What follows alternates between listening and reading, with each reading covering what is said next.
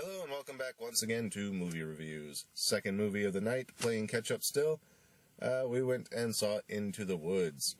Into the Woods looked interesting, just because it's based on different fairy tales, and I've always kind of been a fan of fairy tales. I've always liked the Grimm fairy tales for the fact that, despite the Disney versions of them you usually see, they were actually a lot darker. And one thing I actually liked about this film was they explored that. Ever so slightly, because this is still a children's movie, but they did explore it. And I'll get into more of that later if my battery doesn't die. So first off, it's a combination story of Cinderella, Jack and the Beanstalk, and Red Riding Hood to start out with. There's a couple other characters that come into play as the movie progresses, but it's basically saying all these fairy tales took place in this one world or this neighboring villages, and this is how they all relate to each other. Like, everything happened because something in the other story happened, which is kind of a cool tie-in. The one thing I wasn't expecting out of this is that it's a musical. So if you don't like musicals, you're probably not going to like it, because probably the first half hour is nothing but song. Then they get into just normal dialogue, but they still keep breaking back into song periodically. So I wasn't expecting to be a musical. I just thought it was going to be like a normal, like Hansel and Gretel type of, or Cinderella, whatever type of story. Fairy tale story, basically, with a little bit of action twist, like Jack and the Giant Slayer type of thing, but exploring a different avenue of all these different stories as one. Turns out it's a musical. So aside from the main three stories, Cinderella, Jack and the Beanstalk, and Red Riding Hood, we also meet the witch, who introduces us, well, actually Red Riding Hood introduces us to the baker and his wife, which I don't remember if they were a Grimm fairy tale or not. If they are, I'm not familiar with it. But it also leads into a later character. So basically the witch kind of comes in and tells the baker that, you and your wife are trying to have a baby, and the reason you can't have one is because I cursed your house a long time ago. So the witch is already sort of being nice in a way, but it's because she needs their help with something. She's like, I kind of feel bad, so I want to lift the curse, but in order to do that, I need your guys' help to do something. So the only way to lift it is to get these 4 items so I can brew this potion, and that'll break the curse. So the husband, the baker, he goes off and is trying to get these 4 items, one of which is a cow, which has to be white as milk. And if you know the fairy tales, you'll know where the cow comes in. He needs a cape as red as blood. Okay, obvious. Hair is gold as corn, or as yellow as corn, and a shoe as pure as gold. So the only one that you can't really figure out where it ties into is the hair, but if you really think about it, you'll probably know, especially with the other popular Disney movies that have been out recently. So obviously Cinderella's the shoe, and in this one her shoes are gold instead of glass. Jack is the one who sells his cow, obviously, and Red Riding Hood, so they need her hood. So then you follow Red for a while, and that leads to the wolf, played by Johnny Depp, who is extremely creepy as the wolf. Throughout the song, he's talking about eating the girl and her grandmother, but like the way he's speaking to her and the way the song goes, it almost sounds sort of pedophilia. He talks about showing her things she's never shown before, taking her off the beaten path, straying away from what she's supposed to be doing. It's just this weird song, like, that goes back and forth, and you're just kind of like, okay, is he talking about eating her or doing other things with her? And it's just, it was really odd. Of course he was talking about eating them, because he says at the end that it's always fun talking to your dinner, or something like that. So then, obviously the baker plays the part of the woodsman. Okay, sorry about that. Battery died. Luckily I had the other one. So, got through 1.5 reviews. Wow. So what was I saying? Oh yeah, so, the baker plays the part of the woodsman.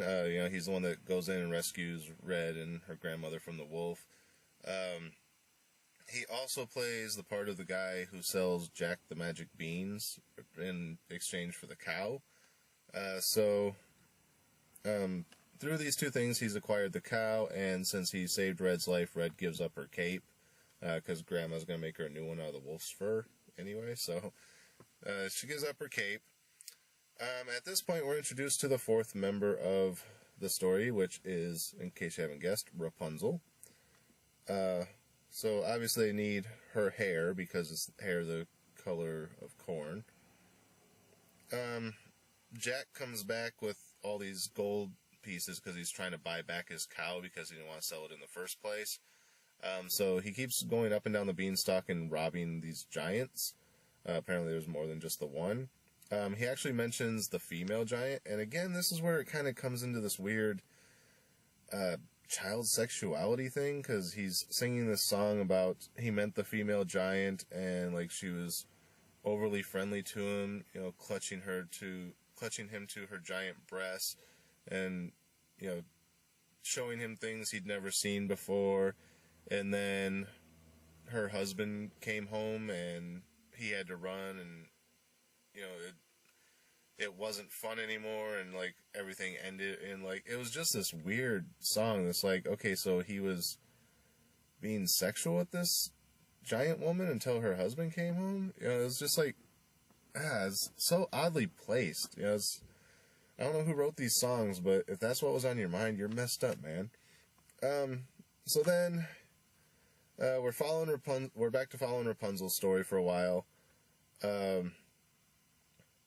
And there's another prince who's interested in Rapunzel, and then you later find out that the two princes, because there's the one from Cinderella's story and now the one from Rapunzel's story, you find out they're actually brothers.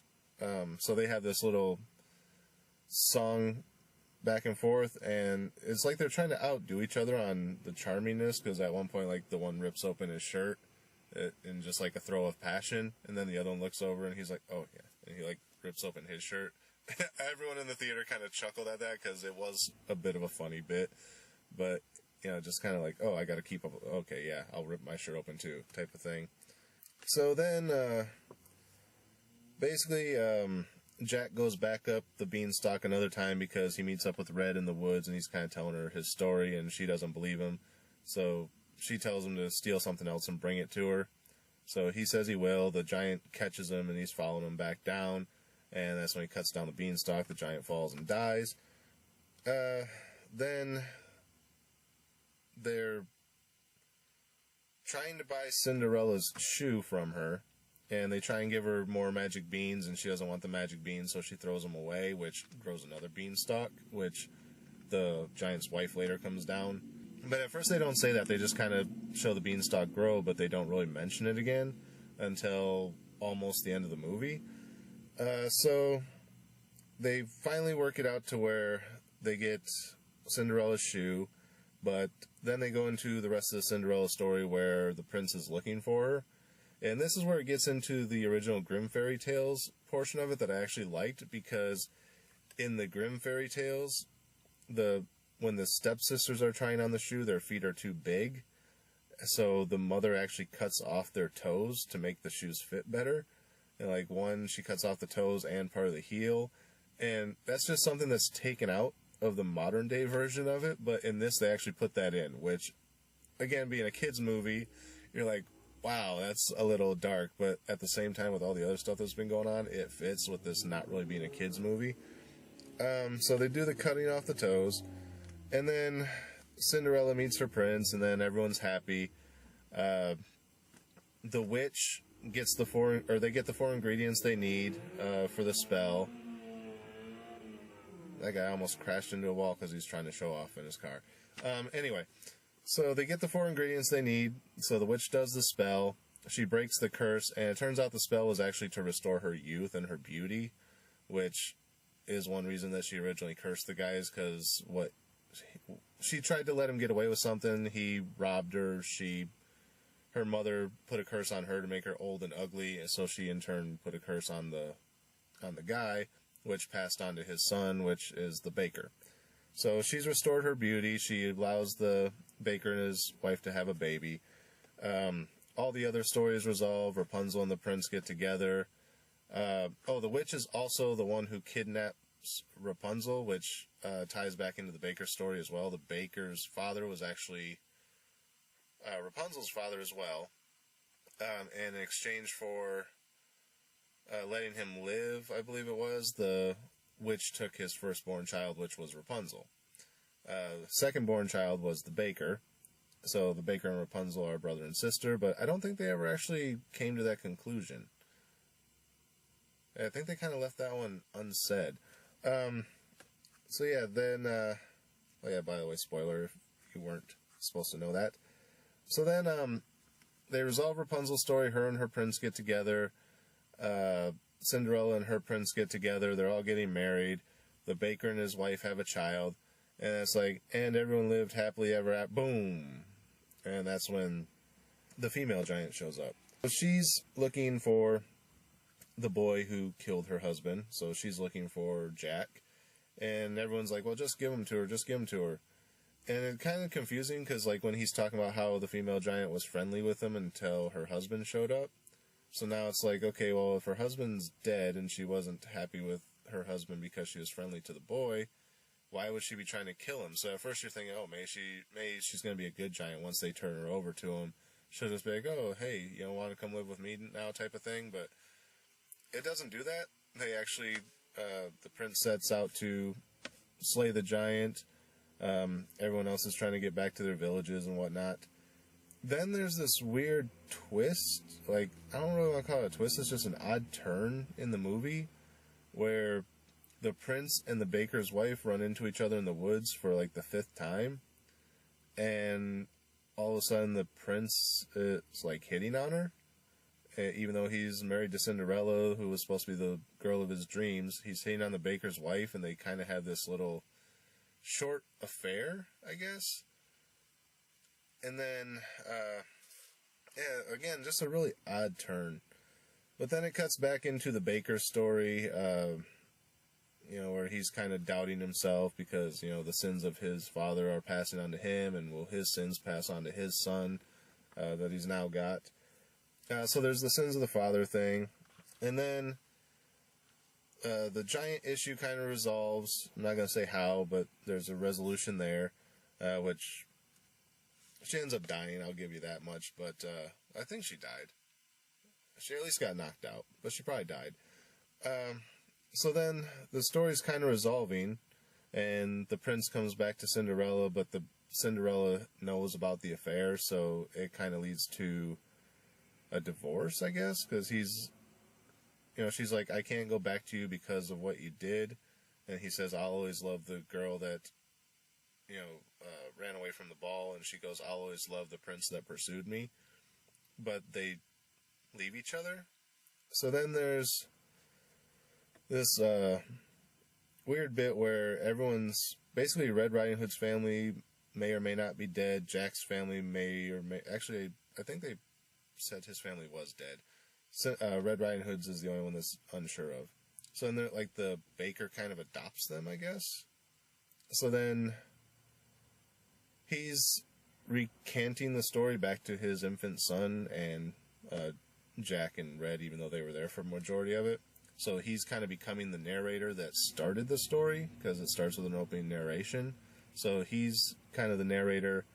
And it's like, okay, well, this is where the story began, is it's him telling his infant son the story. So it kind of comes back full circle. And that's kind of the end of the movie. I didn't really stay after the credits to see if there was anything else there, because the other movie I watched tonight was getting ready to start, and there was a long-ass line to get tickets, so I was lucky I made it. Yeah, that's Into the Woods. So as far as a star rating on this one, despite it not being what I thought it was when I went into it, I ended up liking it. I do enjoy musicals, some of them, so that didn't really bother me too much. But if you don't like musicals, you might want to skip this one, because there's a lot of singing. So as far as the star rating on this one, the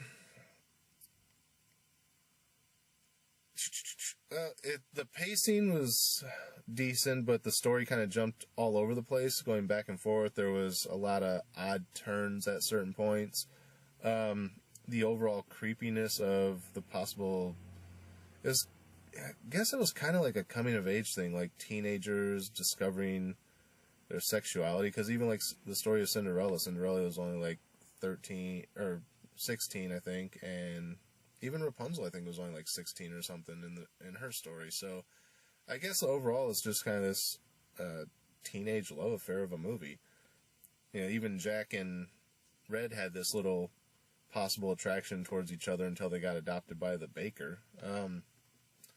So as far as the star rating on this one, I liked it, other than those little creepy aspects, but they kind of intrigued me about it to like, oh, is this actually where they're going with it? So overall, I'm going to give it a 3.5. I was going to say a 4, but like I said, there was a little bit of creepiness to it, and that odd shift change to where the prince and the baker's wife had an affair, like, for no reason. It was just so out of place. It took me out of the movie. I was like, what? Where did that come from? What was the point of that? You know, it kind of just defeats the purpose of this whole movie of this couple trying to go through all these challenges to have a baby, and then she's gonna go and cheat on him, and like the prince going after Cinderella, and then he cheats on her. It just didn't make any sense. So it loses from a 4 for that and the other reason I've already mentioned. So I think a 3.5. It's a solid movie. If you like musicals, definitely check it out. If not, maybe check it out anyway. Maybe this will be a musical you like. But probably the good first half hour of it is all singing. Other than the opening narration, it's like a 30-minute long song.